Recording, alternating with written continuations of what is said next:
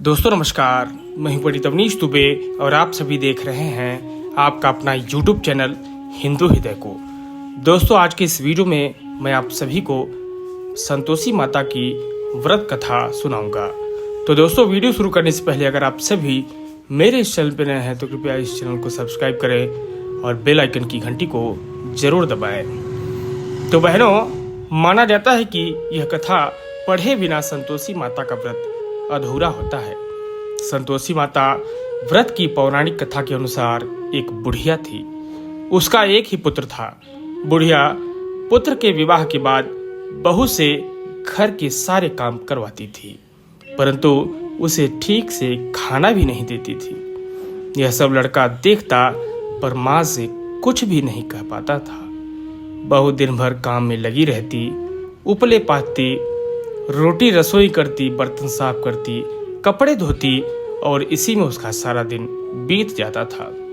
काफी सोच विचार कर एक दिन लड़का माँ से बोला, माँ मैं परदेश जा रहा हूँ। माँ को बेटे की बात पसंद आ गई तथा उसे जाने की आज्ञा दे दी। इसके बाद वह अपनी पत्नी के पास जाकर बोला, मैं परदेश जा रहा हूँ, अपनी कुछ निशानी दे दो। बहू बोली, मेरे पास तो निशानी देने योग्य कुछ भी नहीं है। यह कहकर वह पति के चरणों में गिरकर रोने लगी। इसे पति के जूते पर गोबर से सने हाथों से छाप बन गई। पुत्र के जाने के बाद सास के अत्याचार बढ़ते गए। एक दिन बहुत दुखी हो मंदिर चली गई। वहां उसने देखा कि बहुत सी स्त्रियां पूजा कर रही थी।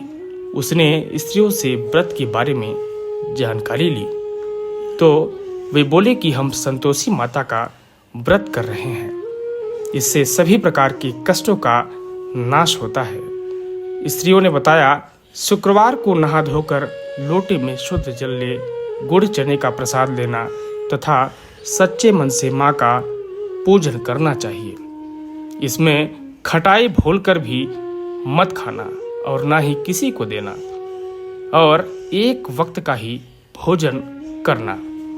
व्रत विधान सुनकर अब वह पति प्रति शुक्रवार को संयम से व्रत करने लगी। माता की कृपा से कुछ दिनों के बाद पति का पत्र आया। कुछ दिनों बाद पैसा भी आ गया। उसने प्रसन्न मन से फिर व्रत किया तथा मंदिर में जा अन्य स्त्रियों से बोली, माँ संतोषी की कृपा से हमें पति का पत्र तथा रुपए आया है। अन्य सभी स्त्रियां भी श्रद्धा से व्रत करने लगी। बहू ने कहा, हे माँ, जब मेरा पति घर आ जाएगा तो मैं तुम्हारे व्रत का उद्यापन करूंगी। अब एक रात संतोषी माँ ने उसके पति को स्वप्न दिया और कहा, तुम अपने घर क्यों नहीं जाते? तो वह कहने लगा, सेठ जी का सारा सामान अभी नहीं बिका है, रुपया भी अभी नहीं आया है। उसने सेठ को स्वप्न की सारी बात कही तथा घर जाने की इजाजत मांगी, पर सेठ ने इनकार कर दिया। माँ की कृपा से एक व्यापारी आया, सोना चांदी तथा अन्य सामान खरीद ले गए। कर्जदार भी रुपया लौटा गए। अब तो साहूकार ने उसे घर जाने की इजाजत दे दी। घर आकर पुत्र ने अपनी माँ व पत्नी को बहुत सारे पैसे व रुपए दिए। पत्नी ने कहा कि मुझे संतोषी माता के व्रत का उद्यापन करना है। उसने सभी को न्योता दिया। उद्यापन की सारी तैयारियां की। पड़ोसी की एक स्त्री उसे दुखी देख ईर्ष्या करने लगी। पड़ोसी की एक स्त्री ऐसी थी जो उस औरत को सुखी देखकर उसे घृणा करने लगी।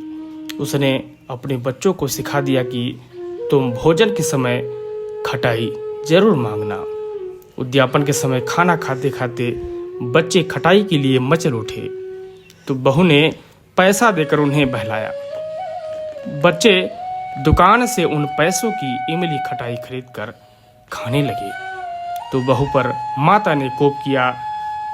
राजा के दूत उसके पति को पकड़कर ले जाने लगे तो किसी ने बताया कि उद्यापन में बच्चों ने पैसे की इमली खटाई खाई है। तो बहू ने व्रत के उद्यापन का संकल्प किया। संकल्प के बाद वह मंदिर से निकली तो राह में पति आता दिखाई दिया। पति बोला, इतना धन जो कमाया है उसका कर राजा ने मांगा था। अगले शुक्रवार को उसने फिर विधिवत व्रत का उद्यापन किया।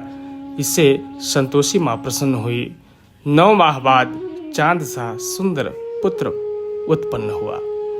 अब सास, बहू तथा बेटा माँ की कृपा से आनंद से रहने लगे। तो ये थी माता संतोषी की कथा। तो दोस्तों, उम्मीद है ये वीडियो आप सभी को जरूर पसंद आया होगा, और पसंद आया होगा तो इस वीडियो को लाइक करें, शेयर करें और कमेंट बॉक्स में जय माँ संतोषी अवश्य लिखें। जो जय माँ संतोषी लिखेगा उसकी सभी मनोकामनाएं माँ संतोषी अवश्य पूर्ण करेंगी। जय माँ संतोषी।